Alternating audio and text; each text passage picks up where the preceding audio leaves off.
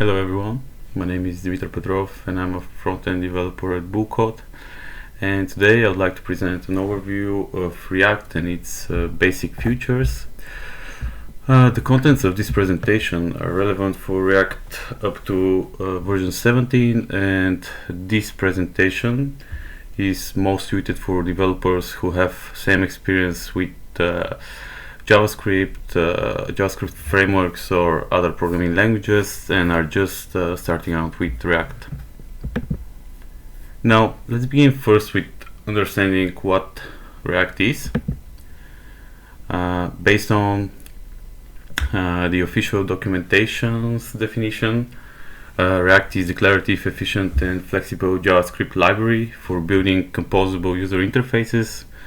It encourages the creation of reusable UI components, which present data that changes over time.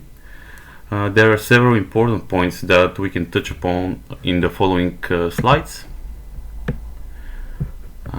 Let's start with the first one. React is all about building modern reactive user interfaces for web. That means building single-page applications. You might have heard of the abbreviation SPA, which stands for single-page application.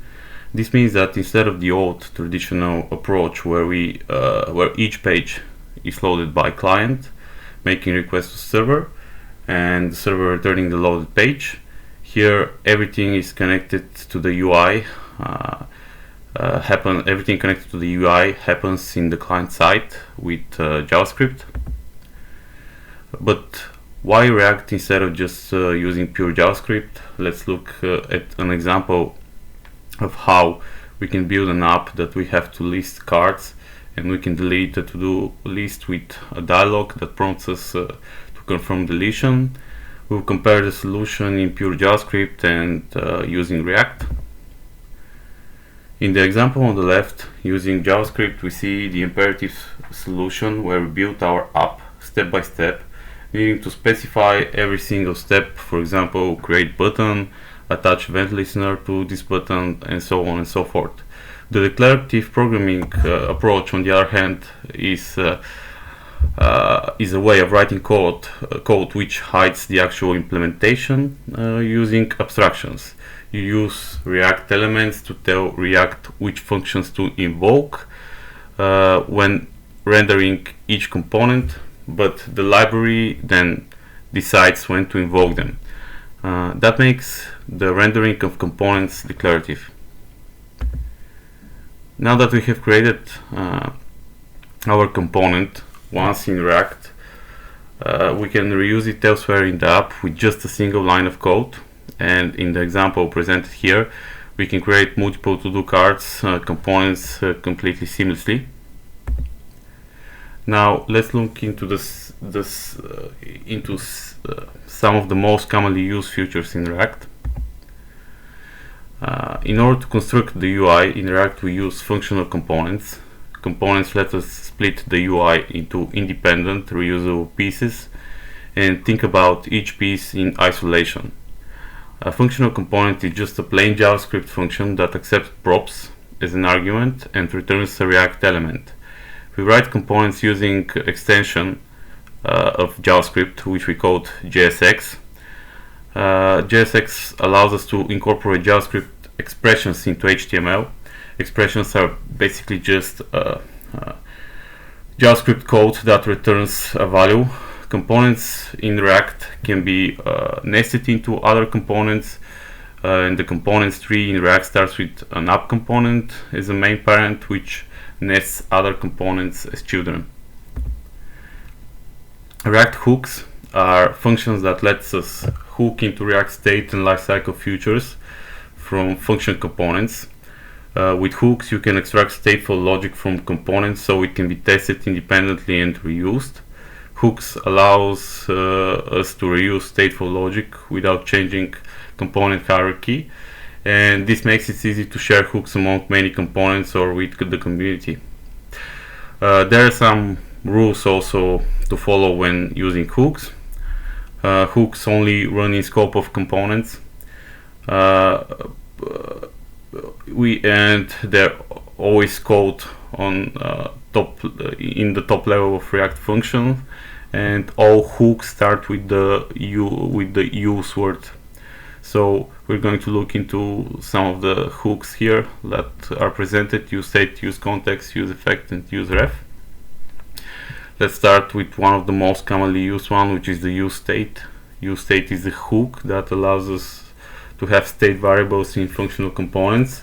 You pass the initial state to this function and it returns variable with the current state value, and another function to update this value. What is important here to mention about the useState variable is that every time we update its value, the components will re-render, which means that the change will be immediately shown on screen. We can also use those state variables created with UseState Hook and pass them down to nested children components. This approach is called prop drilling and is one of the most common ways you will come across to share data between components. There are of course also other ways of managing state within our app. When you have a large DOM tree with lots of components, it becomes cumbersome to pass data, props, variables to sibling components.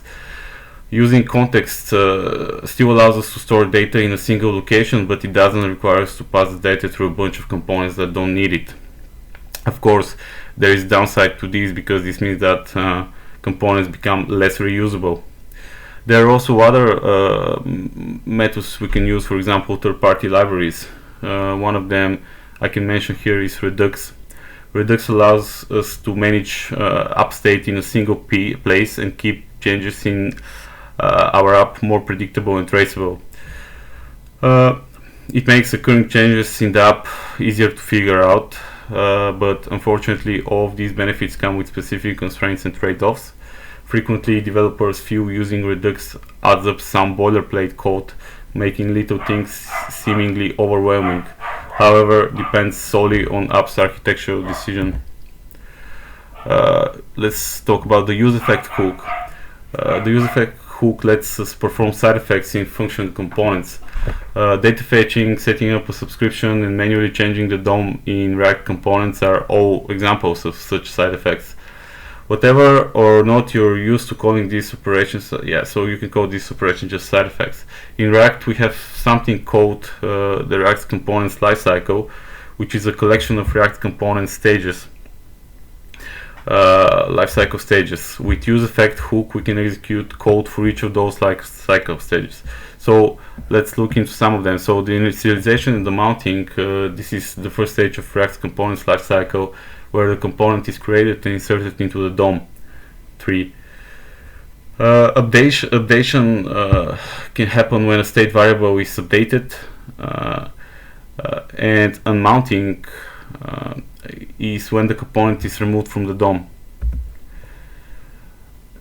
useRef hook is used when we want to keep value that changes, like in the case of useState hook, though we don't want to trigger re-render when the value changes. Often we also use the useRef hook to attach to a DOM element, and then we can manipulate its properties. We can also create custom hooks when we want to share logic between JavaScript functional components, and we can also use hook, so we can basically use the useState and the useEffect hooks when we create our own custom hook. So now let's look into some of the most so now let's look into some of some common reading resources that you can come across that can be helpful for you. Some useful books for beginners that I found useful are Learning React, Modern React Patterns, and JavaScript, the Good Parts. Also, there are many courses online that provide great structure and explanation. One topic that I can also cannot recommend enough for you to read is about functional programming with JavaScript, which would help you understand more about how and why we build modern React apps the way we do.